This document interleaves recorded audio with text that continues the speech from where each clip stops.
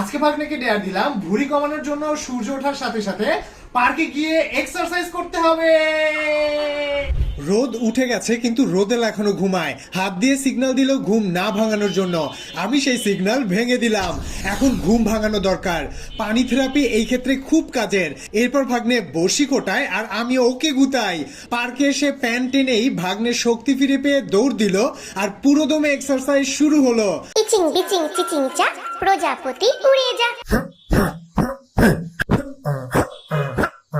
পার্কে আরো অনেক লোকজন অদ্ভুত অদ্ভুত ভঙ্গিতে এক্সারসাইজ করছিল।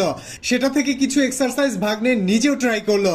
মাথার ঘাম পায়ে ফেলে ভাগ্নে ভুঁড়ি কমানোর চেষ্টা চালিয়ে গেল। মামা, আমার পেট একদম কমে গেছে। হ্যাঁ, এখন আর পাচ্ছি না আমি। চলো দোকানে চলো, আমাকে খাওয়াতে হবে। আমি বৈঠা দিয়ে একটু হাতের ব্যায়াম করে চলে গেলাম আবেশে। সেখানে কবজি ডুবিয়ে গরুর নলা গেলার পর দেখি